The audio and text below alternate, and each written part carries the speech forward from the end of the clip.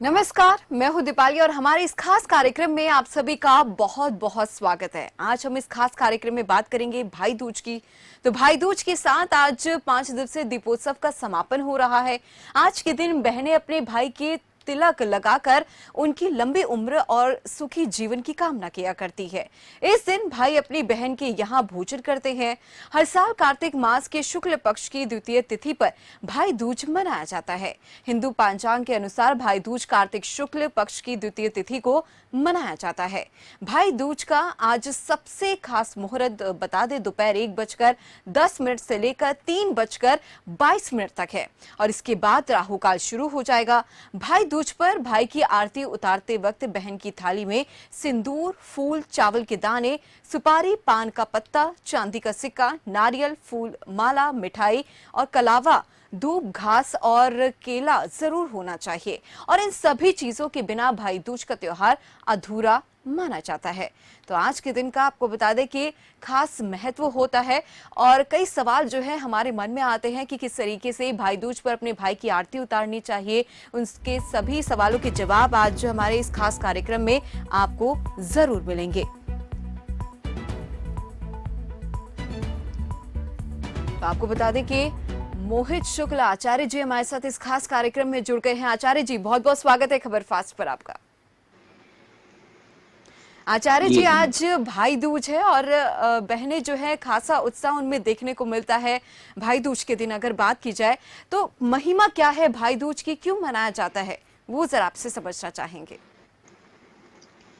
आज का जो पर्व है भाई दूज का, इसके पीछे एक कथा है जी कि आज के दिन जो है यमुना ने अपने भाई यम के लिए व्रत उपवास रखा और उनकी बड़ी उत्कंठा हुई कि अपने भाई के हम दर्शन करें और उसके लिए उन्होंने यम का ध्यान किया और उनके लिए उपवास किया। फिर भगवान यम जो है प्रकट हुए और उन्होंने, जब माता ने उनका, यमुना मैया ने उनका सम्मान किया और तिलक लगाया और उनको सम्मान अपने स्थान पर दिया, भोजन इत्यादि करा के तृप्त किया, तब भगवान यम प्रसन्न हुए। उन्होंने कहा कि आज के दिन जो भाई बहन साथ में जल में, यमुना के जल में डुबकी लगाएंगे, उनको मुक्ति प्राप्त होगी, मोक्ष प्राप्त होगा। और इस प्रकार से तमाम प्रकार के भेंट उपहार दिए अपनी बहन को। तब से ये परंपरा चली आ रही है कि आज के दिन जो है बहन अपने भाई के लिए उपवास करती है और फिर जो है उनको उसको तिलक करती है और दीर्घ आयु की प्रार्थना करती है। तो यम ने यह आशीर्वाद भी दिया कि दीर्घ आयु प्राप्त होगी और यम उसके निकट नहीं आते हैं, अर्थात उसके अकाल मृत्यु भी। जी आचार्य जी, शुभ मुहूर्त क्या रहेगा, पूजा अर्चना करने का विधि विधान क्या है, सही तरीका क्या है, वो भी आपसे समझना चाहेंगे। देखिए, आज का जो 1:10 से और 3:22 तक शुभ मुहूर्त है और इसके अलावा जो है 4:30 बजे से 6 बजे तक राहु काल लग जाएगा और बाकी जो समय है वो मध्यम फलकारक रहेगा शुभ समय के अलावा। और यहाँ पर 6:59 से कल शाम को जो है द्वितीय तिथि लग गई थी, जो आज रात में 8:22 तक रहेगी और इसमें अनुराधा नक्षत्र है, सौभाग्य योग है और सौभाग्य योग बनने से इसका विशेष महत्व हो गया है। और चंद्रमा जो है वृश्चिक राशि, जो मंगल की राशि है, उसमें प्रवेश कर गए हैं और वो उनके मित्र की राशि है। तो आज का जो ये भाई दूज का और पर्व है, ये विशेष फलकारक हो गया है और इस योग में जो भी बहन अपने भाई की तिलक करेगी तो उसको सौभाग्य की वृद्धि होगी, क्योंकि सौभाग्य योग है। और इसकी सही विधि, जैसा आपने पूछा, वो ये है जी कि आज के दिन जो है बहन पहले उपवास करती है, भाई को जो है बहन के घर जाना चाहिए और बहन के यहाँ भोजन करना चाहिए, बहन उसको आमंत्रित करे भोजन पे। और जब बहन के यहाँ भाई भोजन करता है तो बहन के घर की लक्ष्मी जो है वो बढ़ती है, उसमें वृद्धि होती है और भाई को दीर्घ आयु की प्राप्ति होती है। तो आज के दिन चावल को पीस के उसका लेपन की सहायता से पहले चौक बनानी चाहिए, फिर उस पर पाटे पे भाई को बैठाना चाहिए और तिलक करते समय जो भाई का जो मुख है वो पूर्व दिशा में रहे और इस प्रकार से बहन उसको तिलक करे और दीर्घ आयु की कामना करे। और उसके लिए एक मंत्र है जो कि वेद का मंत्र है, वो बड़ा ही महत्वपूर्ण है। और तिलक करने के साथ में उसको अगर पान के पत्ते पर रखकर तिलक किया जाता है तो उससे जी दीर्घ आयु की प्राप्ति होती है, क्योंकि पान का पत्ता जो होता है लंबे समय तक देखिए सुरक्षित रहता है पेड़ से बिल्कुल। टूटने के बाद भी। तो प्रतीक होता है कि भाई की दीर्घायु हो। और अक्षत लगाना चाहिए, मिष्ठान खिलाना चाहिए, और इस प्रकार से भाई जो है उपहार अपनी बहन को प्रदान करे अपनी श्रद्धा अनुसार प्रसन्न मन से। तो इस प्रकार भाई बहन का प्रेम जो है वो बढ़ता है, और इससे भाई को दीर्घायु, बहन को आत्मिक सुख शांति उसकी बढ़ती है, और भाई रक्षा का वचन प्रदान करता है। तो जो मंत्र है वो इस प्रकार है, ओम तक्षुर्देवहितं पुरस्तात् शुक्रमुच्चरत् पश्येम शरदा शतं जीवेम शरदा शतं शृण्वाम शरदा शतं प्रब्रवाम शरदा शतं वीरिणः श्याम शरदा शतं भूयस शरदा शतात्। इस मंत्र का अर्थ है कि बहन कहती कि हे भाई, तुम्हारी जो है दीर्घ आयु हो, 100 वर्ष उससे भी अधिक आयु हो, जैसा सुनने से समझ में आ रहा, जीवेम शरदा शतम, happy long life to you लोग बोलते हैं, मगर वेद जी का मंत्र उससे भी आगे की बात कहता है। वेद के मंत्र में कहा कि तुम्हारे नेत्र भी 100 वर्ष तक देखते हैं, सुनुवाम शरदासतम, सुनने की शक्ति भी बनी रहे, इसके कब तक 100 वर्ष, और प्रब्रवाम शरदासतम, बोलने की शक्ति भी 100 वर्ष तक बना रहे, और 100 वर्ष तक तो किसी के दीनहीन ना हो, हमेशा दाता बने रहो, इतना धन तुम्हारे पास हो। बहन कहती है भाई कि तुम्हारा जो है धन का जो भंडार है कभी खत्म ना हो, और तुम किसी के अधीन ना हो, स्वतंत्र होकर और स्वस्थ होकर दीर्घ आयु को प्राप्त करो। ऐसी जो है पूर्ण आयु, शरीर भी तुम्हारा स्वस्थ रहे, बहन प्रार्थना करती है। पूरा मंत्र ना याद रहे तो केवल जीवेम शरदा शतम ऐसा जो है भी बोलकर तिलक किया जा सकता है। और इस प्रकार से बहन ऐसा मन में भाव करे काम, इसलिए मैंने अर्थ भी बताया कि ऐसी भावना से भाई का तिलक करना चाहिए। जी आचार्य जी, एक कंफ्यूजन बहुत है रक्षाबंधन और भाई दूज को लेकर, कितना क्या डिफरेंस है दोनों के बीच में? देखिए, ये जो रक्षाबंधन का पर्व है उसी के अनुसार ही ये उसका भी भाई बहन का पर्व है, ये भी भाई बहन का पर्व है। और उसमें जो है महाराज बहन कहती, जैसे महाराज बलि ये बंधु बलि राडा दान वेंद्रो महाबला तेन तो विवग्नि रक्षे माचल माचला, कि जैसे महाराज बलि अपने वचन में रक्षा के बन गए थे, ऐसे भाई जो है अपनी बहन की रक्षा का वचन देता है। रक्षा सूत्र बहन दीर्घायु की कामना करती। यहाँ पर भी यम की जो कथा है उसके अनुसार पता चल रहा है कि भाई बहन का प्रेम सौहार्द ऐसे ही बना रहे, और भाई बहन हमेशा प्रेम के बंधन में टूट जो, ऐसा अलौकिक जो है दोनों के बीच में प्रेम होता है, अद्भुत प्रेम है भाई बहन का। तो उसके लिए ही ये पर्व बना है भाई बहन के लिए। जैसा भी पहले आया करवा चौथ तो वो पति पत्नी के लिए था, अब ये भाई बहन के लिए पर्व है। दीपावली यहीं से पूर्ण भी हो जाती, 5 दिवसीय जो हमारा त्योहार है वो भी आज के दिन पूर्ण हो रहा है। और आज के दिन चित्रगुप्त की पूजा का भी विशेष महत्व है उनकी, और कुछ ऐसे उपाय भी हैं जिससे घर में खुशहाली समृद्धि आती है। वो टिप्स और उपाय कैसे घर में सुख समृद्धि, वो भी मैं भी आपको बताऊंगा दर्शकों को। जी आचार्य जी, जैसे कि आपने बताया कि भाई बहन का ये त्योहार मनाया जाता है, माना जाता है, लेकिन अगर किसी कारणवश दोनों के बीच में कोई इसी तरह की अनबन चल रही होती है तो आज के दिन क्या महा उपाय करना सबसे ज्यादा लाभदायक रहेगा?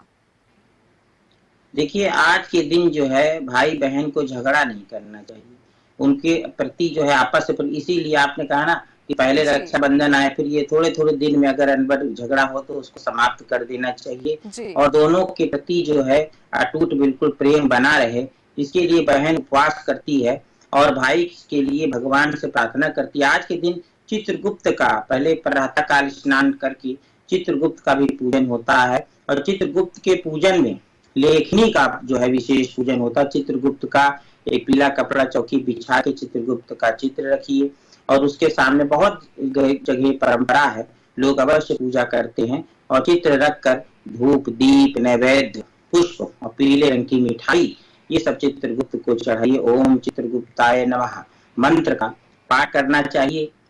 और उसके साथ में जो है क्या कहते हैं कि भगवान गणेश का भी पहले ध्यान कर लीजिए, भगवान गणेश का ध्यान अवश्य करना चाहिए। ओम गंग गणपते नमः जो बीज मंत्र है उसी से ध्यान कर ले।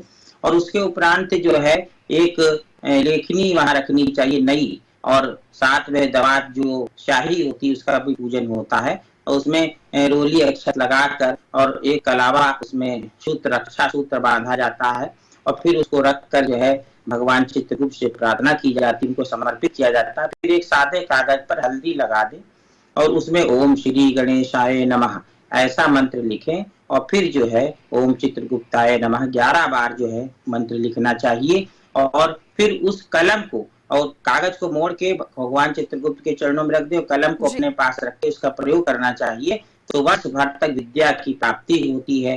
जो व्यापारी उसका अपने हिसाब किताब प्रयोग करता है उसके व्यापार की वृद्धि होती है। तो ऐसे आज के दिन बहुत सारे उपाय होते हैं। और घर के बाहर जैसा आपने बताया भाई बहन विवाद हो या कोई और समस्या हो, भाई का स्वास्थ्य खराब हो, तो उसके लिए भी उपाय कि जैसे कलश जो है शाम को रख दीजिए पानी से भर के और उस पर चौमुखी दीपक जो है जलाइए और दीपक पर जुड़े रात भर उसको कलश रखा रहने दीजिए। सुबह उसको उठा के घर के किसी कोने में डाल दें और प्रार्थना करें कलश यम आप मेरे भाई का दीर्घायु करिए, मेरे घर में सुख शांति हो, समृद्धि हो। और इस प्रकार के उपाय करने से जो है घर में खुशहाली आती है, समृद्धि होती है, भाई बहन के सारे तनाव विकार सब दूर हो जाते हैं। तो ऐसे ये पर्व है और इसकी बड़ी महत्ता है हमारे सनातन धर्म में। तो ये भाई बहन का जो अटूट पे देखिए भाई बहन में कभी मन से विवाद झगड़ा नहीं होता। जो वो झगड़ा होता है वो केवल थोड़ी देर के लिए ऊपरी होता है। जैसे ही पर्व आदि आते हैं सब में जो है प्रेम स्नेह प्रफुल्लित होकर फूट पड़ता है। बिल्कुल, एक महा उपाय आज आचार्य जी ने हमें बताया कि किसी कारणवश अगर आपके भाई का स्वास्थ्य ठीक नहीं है तो ये महा उपाय जरूर आप करिए। आपके भाई की जो आयु है वो और ज्यादा बढ़ जाएगी और उनका जीवन भी खुशीमय हो जाएगा। आचार्य जी देखिए, जिनका भाई है उनके लिए तो पर्व ठीक है, लेकिन जिनका भाई नहीं है उन्हें किसे ये सूत्र बांधना चाहिए? देखिए जैसे अगर आपका कोई अपना सहोदर भाई नहीं, सगा भाई नहीं है तो आप अपने चचेरे भाई को भी टीका लगा सकते हैं। और इसमें जो है क्या कहते हैं किसी को भाई आप मान के भी टीका लगा सकते हैं। और अगर भाई दूर है, आपके निकट नहीं है और भाई के दर्शन, तो आप उसको जो है चित्र आदि देख कर या जैसे भी वीडियो कॉलिंग से बात करके भगवान के श्री चरणों में भी टीका लगा सकते हैं, वहां अक्षत लगा सकते हैं। तो भाई के स्मरण मात्र से भी उसको दीर्घायु की प्रार्थना अपने मन भाव से कर लें अगर निकट नहीं है। या अगर किसी का भाई नहीं है तो वो अपने क्या कहते हैं मुंह बोले भाई को भी टीका लगा सकते हैं। या आप जो है अपने जो भी आपका चचेरे भाई वगैरह हो उनको भी टीका लगा सकते हैं। जी आचार्य जी, हमारे बड़े बुजुर्ग ये कहा करते हैं कि भाई रक्षाबंधन तो अगर कभी किसी कारणवश छूट जाए तो ठीक है, लेकिन भाई दूज बिल्कुल भी नहीं छूटना चाहिए। एक बार आपने शुरू कर दिया तो उसे जीवन भर इस पर्व को मनाना पड़ेगा। तो क्या ये सही है? देखिए अगर किसी भी रिश्ते को आप प्रारंभ करते हैं जी और तो उसको जो है निभाना चाहिए। ये बड़े बुजुर्गों का कहना है कि अगर आप किसी को भाई बनाएं, भाई हृदय से मानते हैं या कोई आपका भाई है तो उसको जीवन पर्यंत आपका ये संबंध बना रहे, क्योंकि ये प्रेम सौहार्द स्नेह का प्रतीक है और इसको जो है बीच में तोड़ना नहीं चाहिए, जिससे कि जीवन भर आपके अच्छे संबंध बने रहें, प्रेम स्नेह आपस में बना रहे, इसलिए ये बात है। लेकिन अगर किसी कारणवश छूट जाता है या 1 या 2 साल ऐसे होते हैं कि हम रक्षा सूत्र ये नहीं बांध पाए अपने भाई को, तो उस समय क्या किया जा सकता है?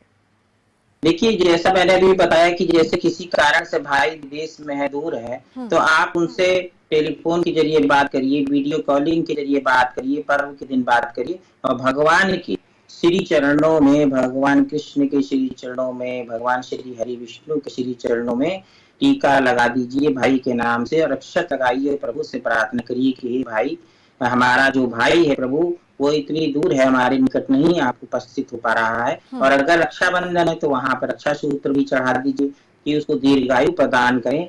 और मैं मन से कामना ऐसा करती हूँ कि यशस्वी हो, दीर्घायु हो और उसको आशीर्वाद दें, शुभकामना करें भगवान से। तो वो जो आपका पर्व है जी भाई भी आपके संपर्क में किसी माध्यम से तो है ही, वो उसको स्वीकार कर रहा है, तो ये भावनात्मक रूप से आप उस तक पहुंचकर उसको तिलक आदि कर रहे हैं। तो ऐसा मन में जब भावना, देखिए भावना प्रधान हर पर्व होना चाहिए, भावनाएं मुख्य होती हैं और उसके बाद में जो स्थूल स्वरूप है वो गौण हो जाता है। जो भावना जो होती वो मुख्य हो जाती। जैसे भगवान शिव को जब आप पुष्प चढ़ाते हैं तो भगवान शिव की प्रतिमा चढ़ा देते, भाव करते हैं कि हम भगवान श्री के चरणों में चढ़ा रहे हैं, तो वो आपका पुष्प आदि सूक्ष्म रूप में परिणित होकर भगवान की कैलाश पर्वत विराजमान भगवान शिव के चरणों में पहुंच जाता है। इसी तरीके से मन में बड़ी शक्ति है, हमारी मन की शक्ति को वेदों में कहा गया कि मन इतना शक्तिशाली है कि जी। जाग्रतो दूरमुदयति दैवं तद् सुप्तस्तथैवेति दूरं गमं ज्योतिषां ज्योतिरेकं तन्मे मनः शिव संकल्पमस्तु।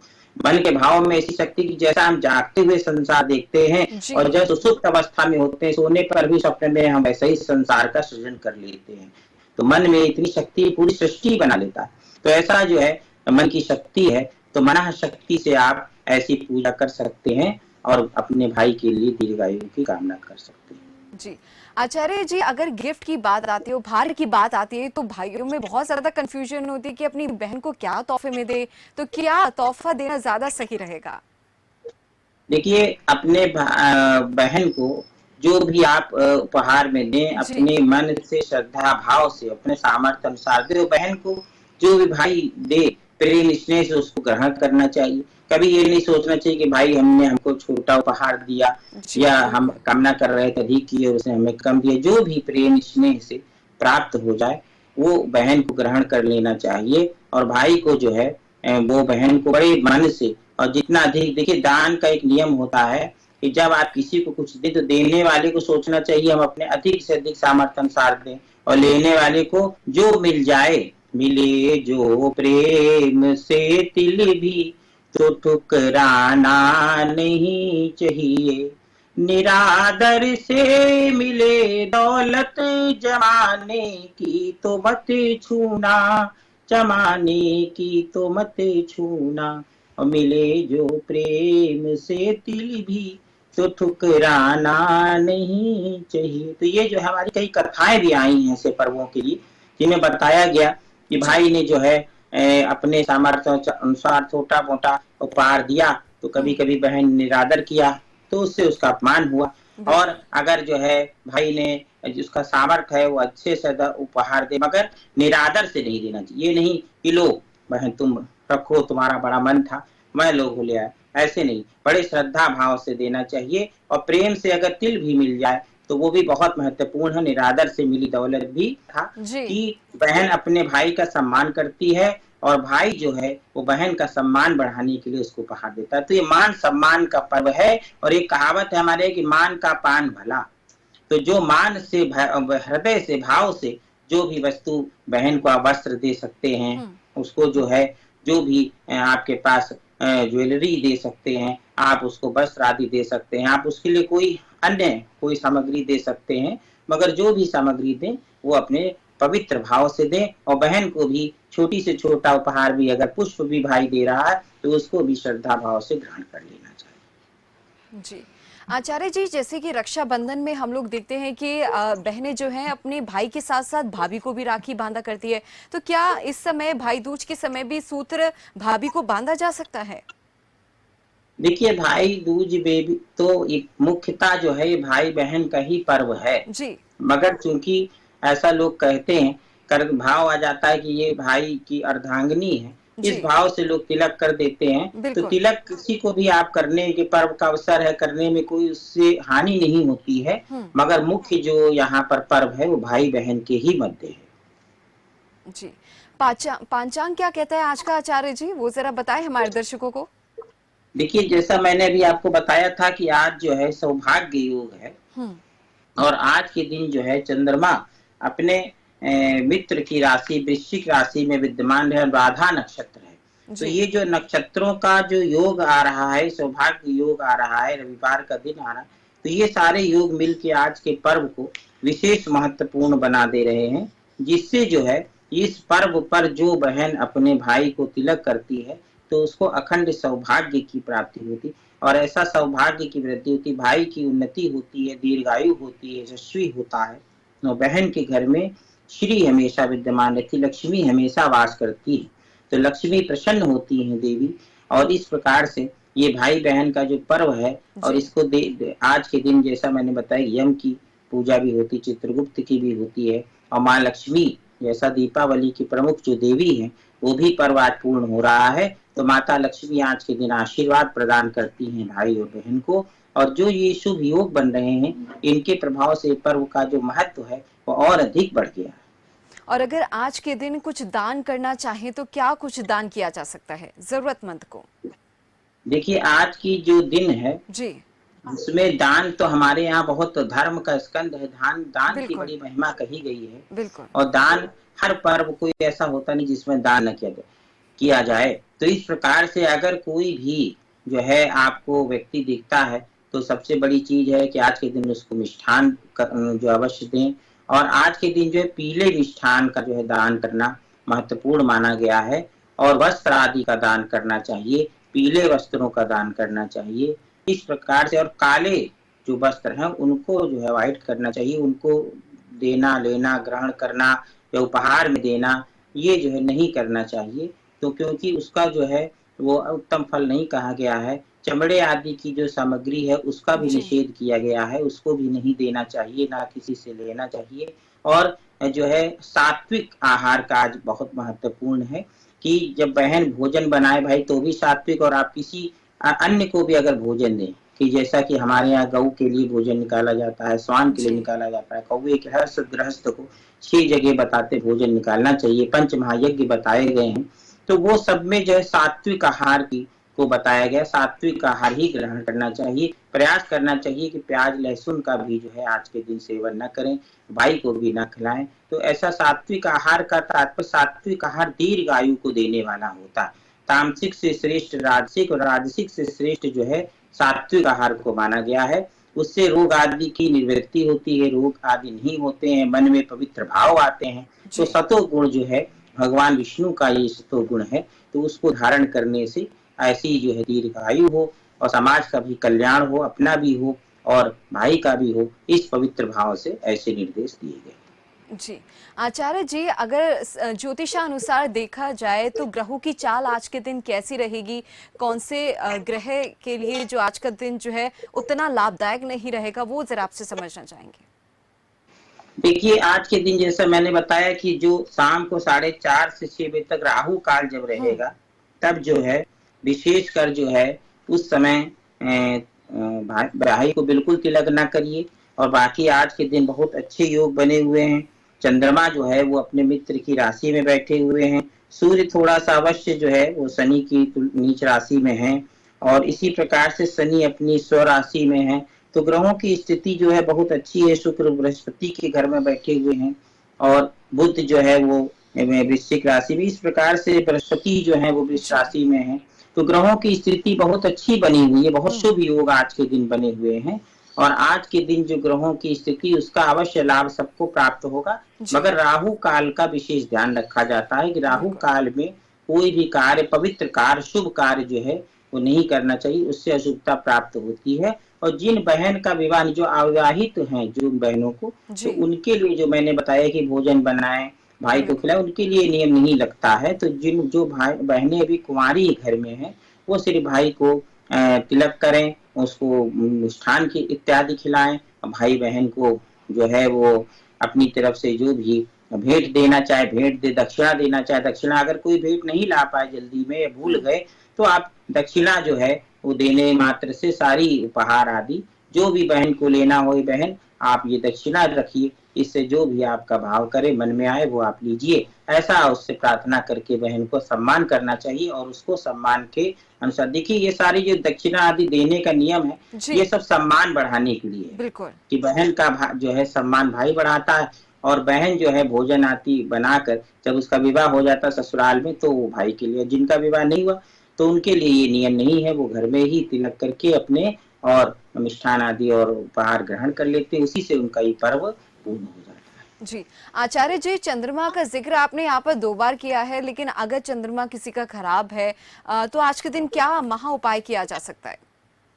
देखिए चंद्रमा अगर खराब हो तो सबसे अच्छा उपाय होता मनसो जाता चंद्रमा, मन का प्रतीक चंद्रमा है। जी। वेद में कहा गया है जो हमारे मन में विचार आते जाते हम्म। हैं वो चंद्रमा के प्रभाव से। चंद्रमा जब खराब होता है तो मन चंचल हो जाता है, मन बिल्कुल। भटकने लगता है, मन में स्थिरता नहीं आती, डिप्रेशन, तनाव ये सब होता है। तो चांदी के पात्र में जो है जल रखकर ढक के रख दीजिए और सुबह के दिन उसको पी लीजिए तो चंद्रमा हमारा मजबूत हो जाता है। और किसी के पास अगर चांदी का पात्र नहीं है तो चांदी का सिक्का होगा, दीपावली में लोग लेते हैं, या चांदी का जी। कोई चम्मच है तो उसको नॉर्मल ग्लास में, स्टील के ग्लास में डाल के आप रख दीजिए और जल भर दीजिए और सुबह उसको छान के पी लीजिए। अगर सिक्का डालें तो उसको छान के अवश्य पिए। कभी कभी क्या होता है, व्यक्ति सो के उठा, उसको नहीं ध्यान है, वो ऐसे पी लिया तो सिक्का आपके मुख में फंस सकता है, इसलिए उसको छान के हमेशा पीजिए। और ऐसा चांदी का जो जल होता है, जी। इसको ग्रहण करने से चंद्रमा जो है वो मजबूत हो जाता है, बलवान हो जाता है। और